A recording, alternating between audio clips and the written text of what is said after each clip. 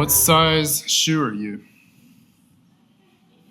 Oh, thank you. Yeah, that was a question I asked Mike as I came back from lunch, but I appreciate you telling me. I typically saw Mike outside the shopping center on South Boulevard, where Harris Teeter and the Waterman Fish Bar are at. And if you know me, you know that I'm a regular, or was a regular, at the Waterman. I'd go faithfully, even though I hate fish, but they still had a good burger there. And the Waterman was within walking distance from my office, and on that particular day, it wasn't 98 degrees outside, so I decided to take a walk. But the thing about walking is you can't hide when you pass people in need on the street. You can't speed past them when it gets uncomfortable. You have to methodically and purposely ignore them when you walk past them. And to be honest, I did ignore him on the way in. And so the thought came up, what would your congregation think, Caleb? You're supposed to be a model. You're supposed to show people the way and how to walk on it. So I resolved to talk to him on my way back, but if I'm honest, I was kind of hoping he wasn't there. But Mike was. And so I went up to him. I learned his story. I learned that he was a really good builder. And he had tried to get work at the day labor spot at the corner of Clanton Road and South Tryon, and his only barrier, he couldn't afford work boots. That's it? $40 at Walmart stands in the way of you rebuilding your life? I didn't ask him that. That was just what came to mind. And so I asked him, Mike, what size shoe are you? And later that night, I went to Walmart. I got him some boots. I was hoping I then would see him again the next day, and faithfully there was Mike. And there was me. Though begrudging at first, but later I would discover that initial impulse to ignore came out of some deeply rooted classism, but I still showed up. And I share that story to ask this question: what's the point? Why did I decide to talk to Mike when I could have just walked a different route back to my office? What's supposed to happen to me there that couldn't happen laughing over dinner with friends at a favorite restaurant, or at home drinking a cup of coffee, reading a book, or watching another Marvel movie because Doomsdays comes out in December? Anybody? No, okay, I'm the only nerd. Very good. But not just me, but for Mike too. What's the point? What's supposed to happen to him, this really funny, kind, older, unhoused man outside of Harris Teeter who just needed a pair of boots? You see, the practice of service demands that each of us begin to look for God among the company of others who we are willfully and sacrificially loving. We left off last week with this idea of starting small, beginning to serve not in grandiose ways, but just where we are in ordinary situations of our everyday lives. And we start there, but we don't stay there. We want our service to slowly grow to include those outside the natural overlap of our everyday. And so as we will see, service as one practice can be expressed in four key ways. Last week was love, aiming our formation outward towards others. Number 2 is hiddenness, serving quietly in the ordinary environments of our life. Number 3 is availability, being intentional and interruptible. And then number 4 is kinship, this idea of turning strangers into family. So if last session was foundation, loving others by meeting practical needs, and up for today, the way that we go about serving is through hiddenness. So let's head to John 13. I'll meet you in verse 15 in a minute, but to set the stage, Jesus has served at a leper colony. He has served the seedy street corner. He has served among the sick, the poor, the oppressed, but his most demonstrative act, an invitation to service, came at his own dinner table. Because on the last night of his life, Between courses of the Passover dinner, Jesus got on his knees and washed his disciples' feet. Culturally speaking, there was no more menial, humiliating labor than foot washing. The rabbis would say there is not a single Israelite person that should wash the feet of another. It was considered debased. It was considered degrading. Even Jewish slaves were not tasked with foot washing. Only Gentile slaves who were taken into Jewish households. So Jesus is not just picking a blue-collar task. He's picking the most menial task reserved for the most humble, low-ranking member of the household. And he did it at Passover, the dinner of all dinners for the Jews. Jesus, a Jewish rabbi, did work considered unbecoming of any Jewish person. At a sacred meal, a highly formal, strictly observed day of rest. And I have set you an example, he says, that you should do as I have done for you. What has become a symbol of service at weddings has grossly missed the point of what Jesus is up to here. I'm sorry if you did that. That was not meant to be a dig on you. My point is, foot washing is not the point. When Jesus told us to do as he has done for us, he did not mean to now literally wash other people's feet. This was a highly contextual task, relevant to a very particular time and place where people wore open-toed sandals on dusty dirt roads. So it was very practical to do. Foot washing was one act of service, the expression of Christ-like love through meeting a practical need of another. And that's the point. To freely give the love of Jesus I have received by practically meeting the needs of someone else. I have set you an example, he says, that you should do as I have done for you.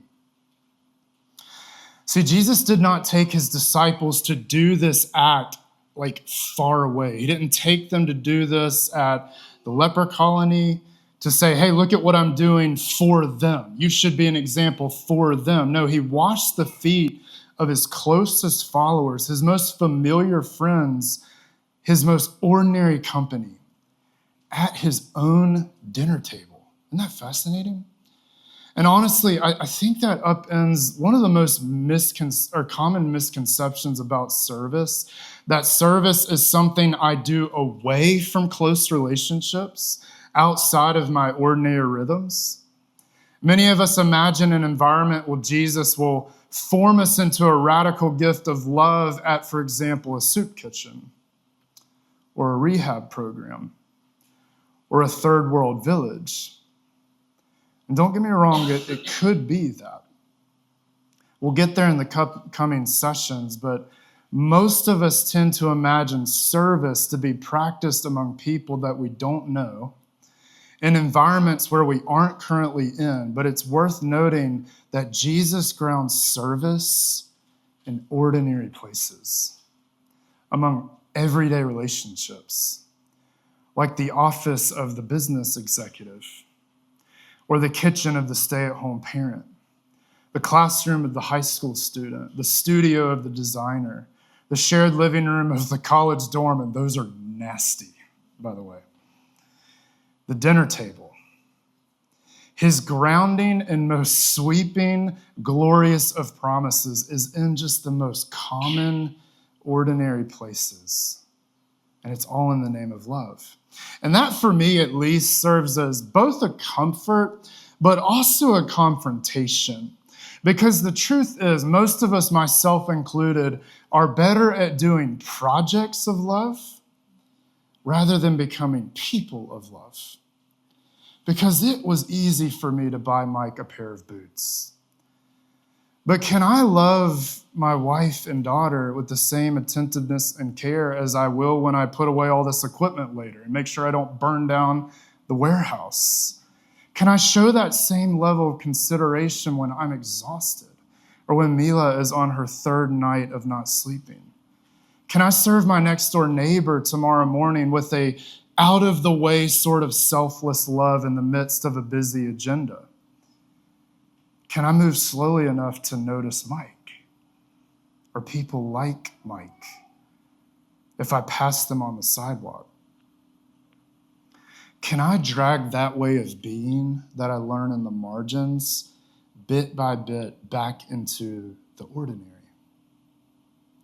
The whole point of intentional environments of service is to become people of love in the ordinary places. And that means for most of us, the practice of service will not begin by choosing a new environment to serve a marginalized people. It could include that. Again, we'll get to that. But it might start by just simply and actively choosing a current environment to serve a familiar people. What if the circumstances of your life at present, think opportunities, obligations, privileges, limitations, what if all of that was perfect condition through which God can form Christ in you if you choose it? Jacques Philippe in Interior Freedom said there is no other way of exercising freedom. Less immediately exciting, poorer, humbler, and much more common. One immensely fruitful, both human and spiritually. It is consenting to what we did not originally choose. What he meant is that if we resist hidden duties of our everyday life, like caring for young children or our aging parents, mowing the lawn, cooking dinner for the family, if we ignore those, we will grow bitter, resentful in those very environments. But he's saying if we consent to them, to ordinary people and places, they become the furnace of our formation. So bathing your two-year-old and reading them a story before bed becomes a spiritual practice. Doing the dishes your spouse or roommate left becomes a spiritual practice. Picking up the phone when your mom calls and listening to her without multitasking becomes a spiritual practice. Or just listening to anyone without multitasking becomes a spiritual practice. Do you see what I mean? If the conditions of your ordinary life, as it is today, what if they are the perfect conditions that God can bring heaven to earth? This week's exercise is one hidden act of service. And it's the same as last week, only this time around, you will serve in a way that wins you nothing in front of others. And if you need a link to any of the exercises we're doing for any of these sessions, you can find them right there. But some of you might be thinking, well, I mean, that's cool, but Jesus does tell us in the Sermon on the Mount, let your light shine before others, right? That they may see your good deeds and glorify God. He does. However, there are times when we should serve in ways that are visible, but in the same sermon, Jesus says that service is one of those practices that we are uniquely susceptible to doing with impure motives because it is such a visible practice. Making a good deed easily engaged for the wrong reasons, it's essential then at least some of our service is done in hiddenness. In Matthew 6, Jesus says, when you give to the needy, the English give to the needy is eleemosine. Can you say that? Very good. I may have said that wrong, but I said it with confidence. That's really all you have to do with these. So eleemosine, it's important, but it's slippery to translate into English. Back in the day, it was translated as almsgiving, which I think does a much better job, because it's not just about giving your money. It includes that. But the word has a wide semantic range. It's everywhere from tithing to your local church, to serving in a nonprofit in the city, to mentoring a fatherless child. In other words, it's not just about giving your money, but your resources, your time, your life, stewarding everything you have. So it includes generosity, but it's much more broad. It's closer to what we call service. So when you give to the needy, do not announce it with trumpets, he says. So on one level, that is hyperbole. You're not hearing jazz music when they were tithing in the synagogue or in temple. But that critique is actually more real than you think. The giving box in the Jewish temple, it was made out of a ram's horn. I think I have a picture. Yeah. Similar to a shofar, if you've heard one of those things being blown. It was an instrument that was constantly used in worship. And you add to the fact that money was not paper or plastic as it is today. All money was in the forms of coins. So you could quietly place your coins in a giving box. Or you could throw them in there, announce your arrival with ting, ting, ting, and that preferred entrance, especially among big givers. And while it's comical to look back on, don't we still do this in our own ways today? Don't the wealthy put their names on buildings? Don't big donations come with perks and public recognition? I've sat in leadership teams before where leadership spent most of our time trying to figure out how do we keep people who gave a lot at the church. We find ways to weave virtuous deeds on social media or in conversations, right? So when you give to the needy, don't announce it with trumpets, as the hypocrites do in synagogues or on the streets to be honored by others. Truly, I tell you, they receive their reward. But when you give to the needy, do not let your left hand know what your right hand is doing, so that your giving may be in secret. Secret between who? It's between you and God.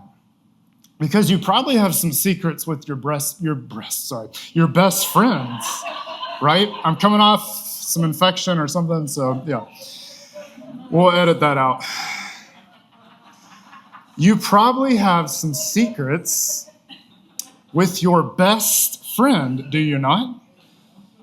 Or probably with your roommate or with your spouse or significant other. You keep secrets with those you're closest to.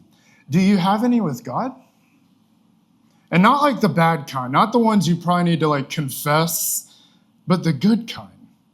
What if you started volunteering one Saturday a month at a local food pantry and didn't tell a soul? Or anonymously sent a check to someone in your community who you might think that they need it? What if you cleaned out your closet, gave away some few nice garments because, quote, if you have 2 cloaks, give to one who has none? What if you willingly chose to be slightly less fashionable to clothe the naked? What if you started keeping some secrets with God, the good kind? Because Jesus says, then your Father, who sees what is done in secret, will reward you. And some grimace at that part, uncomfortable with any kind of divine reward system. Others overemphasize that part, turning hiddenness of service into a prosperity scheme with God. And neither of those are accurate. For one, if Jesus promises rewards, we shouldn't reject them. But to serve in an effort to accrue rewards is obviously missing the point too. So what does he have in mind here? Honestly, we don't know for sure. That's the honest answer, but we can say this as much. Many observe when it comes to apprenticeship to Jesus, you cannot give what you do not have, and there is real truth to that. But to borrow a line from John Ortberg, he says, in the kingdom of God, you cannot keep what you do not give. Meaning, in the economy of Jesus' kingdom, the more you give, listen, the more he entrusts you to steward. Any way you work it, giving is gain in God's economy. And I wonder if that's at least part of what Jesus has in mind when he speaks of heavenly rewards. Whatever it is, he is rewarding us for hidden service. Mike, what size shoe are you? That's what I asked him when he told me that was all that stood in between him and working. And to return to where we began, what is the point? What is supposed to happen to me there that couldn't happen over dinner or at home reading or watching a movie with my wife? You see, service, maybe more than any spiritual practice, is one that we are likely to pursue with right action, but wrong motive. Serving another because of the way it makes me look, or a good feeling it gives me, or to assuage some guilt or obligation. Or in my case, if I'm bleedingly honest, considering that 4 layers of sin resource we talk a lot about, my real unconscious motivation behind asking Mike that question was because I wanted to tell others about it so I could show them how to serve, rather than simply doing it because that's what Jesus would do if he were me. Because it was my job as a pastor to show others the way, right? Not to be seen as a hypocrite, not to be seen as one of those pastors that don't practice what I preach.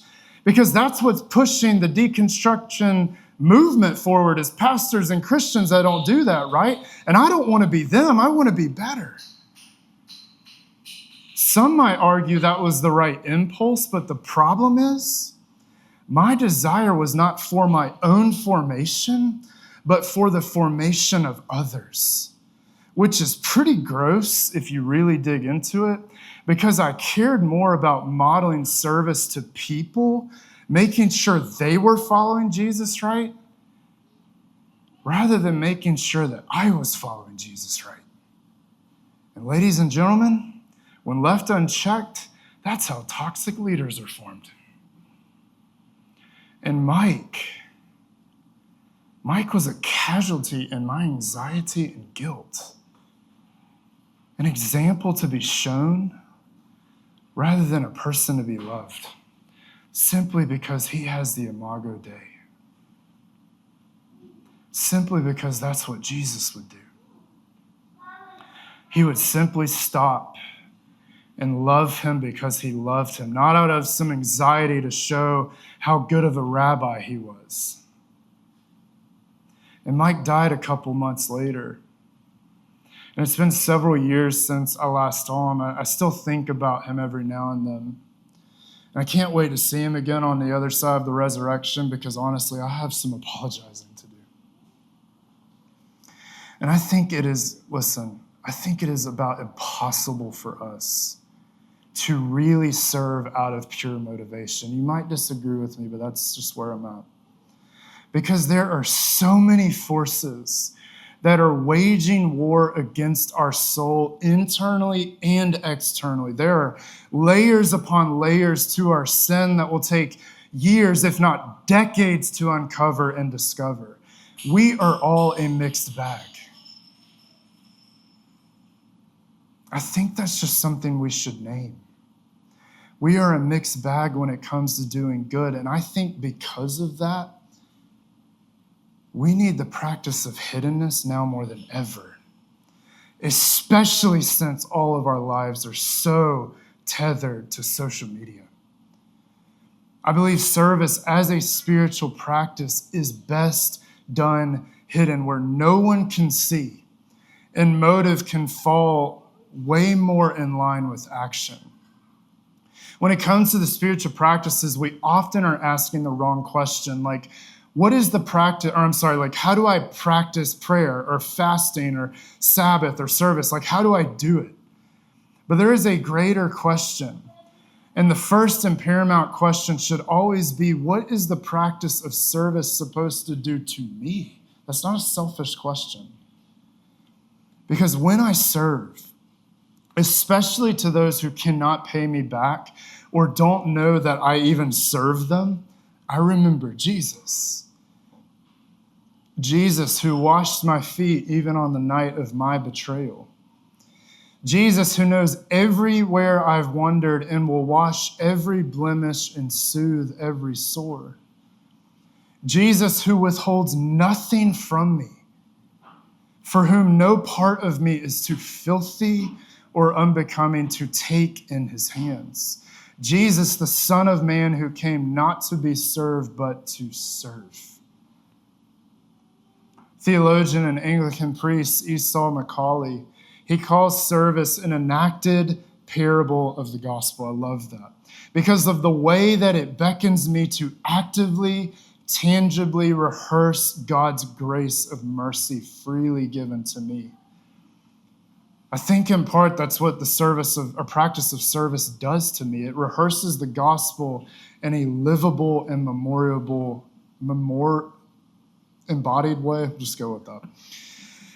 Because service is being with Jesus as he washes my feet. It is becoming like Jesus as he reorders my priorities and pursuits. It is doing as Jesus did as I model the free giving economy of his kingdom.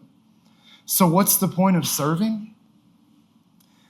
Well, in some part it is for me and it's for you. It's to starve and kill what the New Testament writers call the flesh, the access point of the devil's ideas that are normalized in our world. It's in hidden service that I become like the truest human who ever lived, that peasant rabbi from Nazareth who was the happiest person to ever live. I become like him. But what about Mike? What's the point for him? What's supposed to happen to this really funny, kind, old, unhoused man outside of Harris Teeter? Well, that's up for next week.